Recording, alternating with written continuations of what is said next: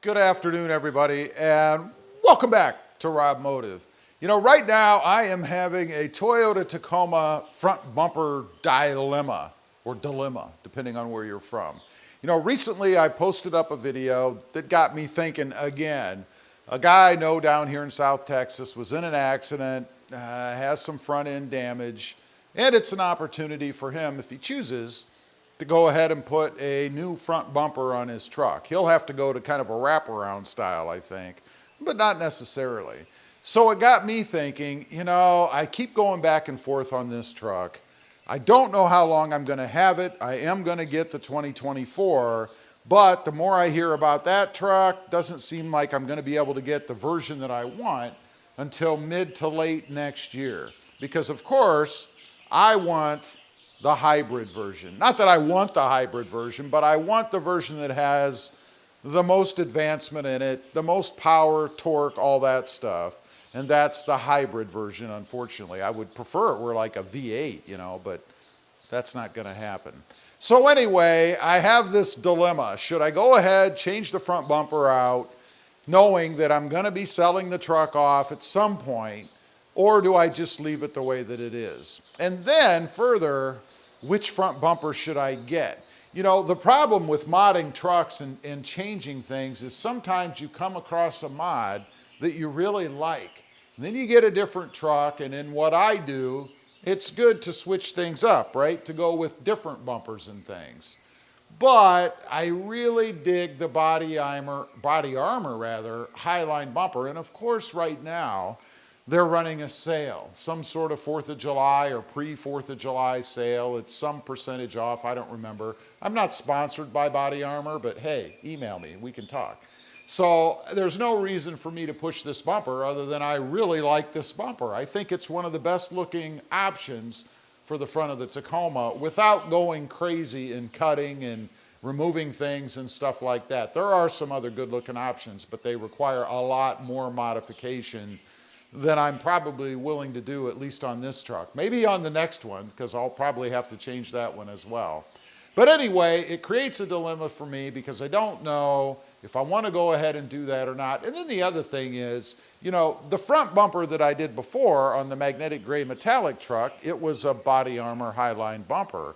It came out really well. There were a couple little quirky things, if I'm being picky, that you know, I wish were different or I had done differently, but for the most part, it was a pretty successful install.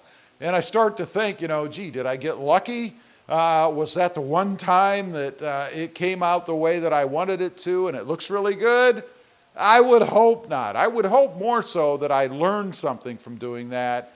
I know I did as far as cutting. You know, I tried a couple of different methods because, of course, you do have to cut right along the front here. This has to be a little bit shorter, which is too bad. It's too bad it wasn't designed in such a way that you didn't have to cut any of this out. That would be perfect.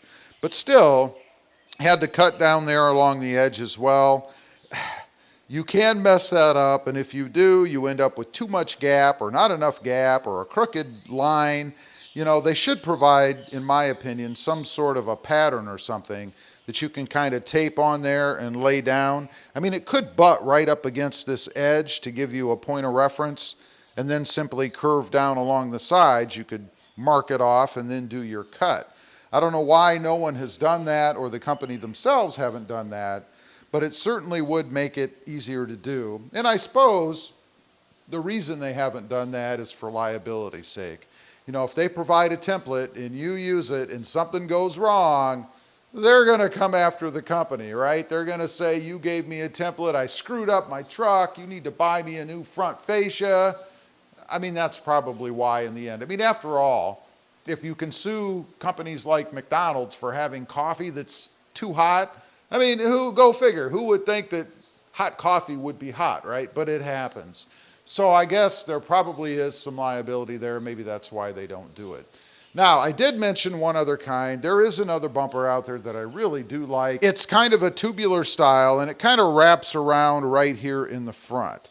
Now, again, that would require a lot more cutting, and there is another component to that. Right now, my truck is not lifted. It has bigger tires, it has an offset because of the wheels, but it's stock height. And I think if you go with a bumper like that, I'd have to see one on a truck that actually wasn't lifted. But I think if you go with a bumper like that, you really do need the look of a lifted truck, even a 3.2, 3 inches, something like that. More would be even better. But you have to get it up in the air a little bit so that it looks good on the front of the truck. I think otherwise it could make the truck look squatty in the front, and that's definitely something that I don't want. Now, I don't want a truck that points up like it's trying to blast off either.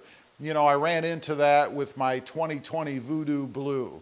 That truck looked like some kind of off-road racer. It had a front end that kind of poked up a little bit. I wasn't a big fan of that look. It did give me clearance for the bigger wheels and tires that I had, but in the end, I wouldn't have done that again. I also blew a UV boot, or a boot doing that when I put it on. So that just caused all kinds of problems.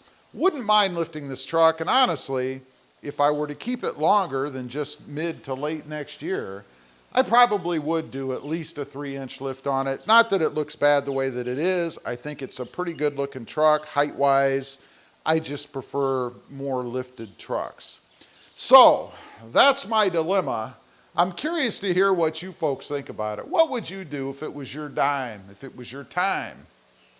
Would you go ahead and put the new front fender, or front bumper rather, on the truck, or just grit your teeth and bear it until the next one comes out, put the money into the next truck, and make that one the way that you want it to be?